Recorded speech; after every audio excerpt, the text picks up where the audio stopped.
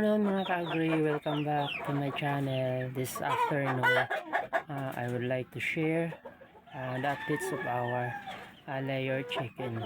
So ang layer natin is may update tayo na na-surprise ako kahapon sa ngayon dahil consistent na po yung kanyang pag-iitlog ng malaki.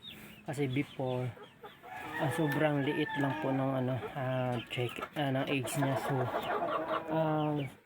nagulat ako kahapon dahil yung kanyang egg ay malaki. So akala ko kahapon lang yun. So na-surprise ako kanina umaga dahil yun na nga, yun na talaga ang itlog niya, malalaki. Kaya abangan, subaybayan nyo ating alamin kung gaano ba kalaki ang itlog niya ngayon dahil na-surprise tayo. So that's the difference of egg niya 3 days ago. Then yan ang malaki, itlog na niya kahapon, saka ngayon nag-itlog na siya ng ganyang kalaki. Ayan na nga ang ating mga alaga. Ayan, nanunuka yung ating 4 months old na mga layer chicken. So meron din tayong mga male, so pang meat production yan. Then meron tayong mga breeders. Diyan sa taas is layer chicken, layer, and doon layer din. Sa ilalim meron din tayong layer. Tapos ito yung ating vintage na roaster. Ang breed niya is mahogany type kasi meron siyang white sa buntot. So that is mahogany type Rhode Island red production type kasi malalaki po sila. So napaka vintage. Ayun, nanunuka. Tinutuka ako kasi nagugutom yun, pero pinakain ko na yan. Yan po ang tahid niya, super haba na po. So hindi ko pa po yan naputulan kasi walang time. Yan, haba na tayo. Vintage po ito. So ang ating aray, grabe ng palaka. Ito po yung ating BPR, pero crossbred na siya ng Rhode Island red kasi ako mismo ang nagbreed sa kanya dahil nung lumabas siya sa ating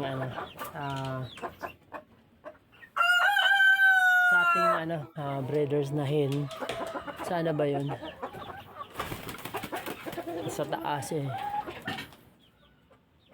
ayun, lumabas siya, malaki talaga, as in malaki talaga yung itlog niya.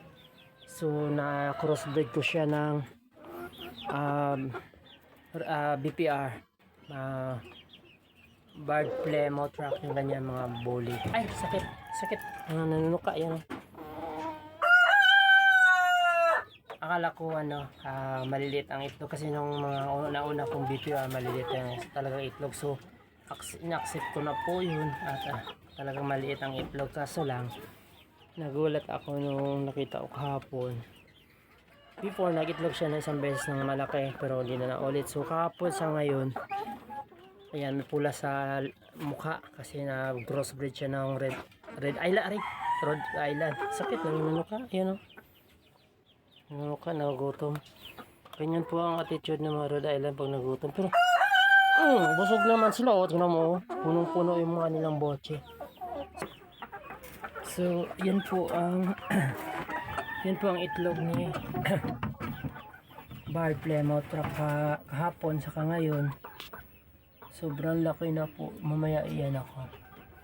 Kita ko sa inyo kung gaano nakalaki yung kanilang itlog. Dalawa po yan, ito at saka ayan, dalawa.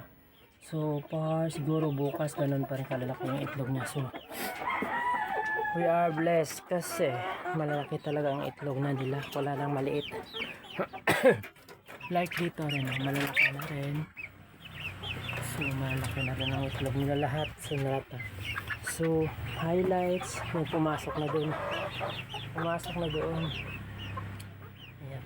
doon si babae.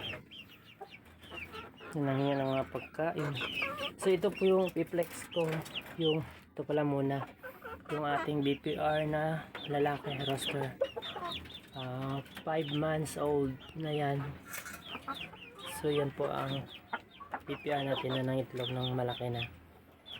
So thank you very much kasi lumaki na itlog nyo. So ito naman ngayon ang ating mga breeders pure line na galing din sa farm, ang dominant Asia. So yan po ay yung mga bagong breed, parent stock. So that is one dominant 102. Pagka nagpisa siya ng kulay white ay babae, din kung napisa siya kulay red, lalaki. So meron din tayong D109 Barred Plymouth Rock. Yan, nag-isa lang siya dyan. So pwede natin i-crossbreed na lang natin siya dito sa ating mga male D102 kasi wala siyang pares. So successful po yung ating mga maliwanag yung ating mga alaga. Yan, malaki ang itlog. Ang dilim na kasi dito kasi hapon na. So yan, busog na yan. So that's all for today's video kasi nag-update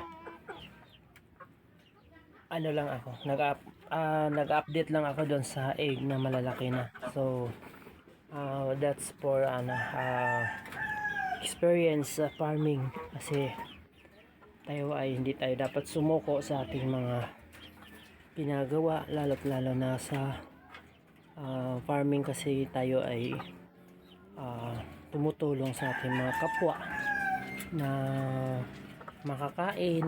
So sa ngayon pang ulam lang namin, pero for the next years magiging supplier na tayo ng ating mga Rhode Island eggs, then meat production.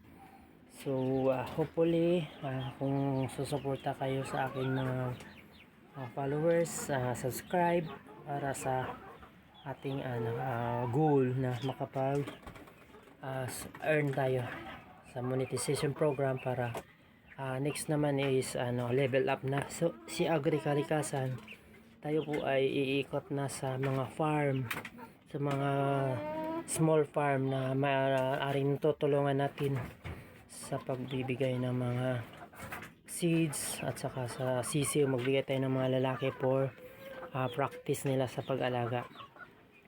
So pagka ganun din kami noon, nag-practice kami sa lalaki, doon makapag successful kami sa pag-alaga. Ayun, nag-alaga na kami ng mga layer type. So that's for the stepping stone to be successful farmers. Hindi lang sa chicken kundi sa mga gulay. Magtuturo din tayo sa mga pag-alaga ng mga vegetables, then sa mga concoction, paggawa ng mga organic fertilizer. So hopefully so suporta kayo sa akin. Magiging ang vlog na to magiging level up na. So pupunta na tayo sa mga farm para tumulong, magbigay ng seeds, then magturo sa mga farmers na medyo di pa masyadong malaki, nag-umpisa pa lang. Then titingnan natin kung ano yung maitutulong natin sa kanila. So thank you very much sa mga nagpa-follow sa akin at nag-click ng notification bell. Share lang para marami tayong maabutan ng tulong soon. Thank you very much. Bye bye.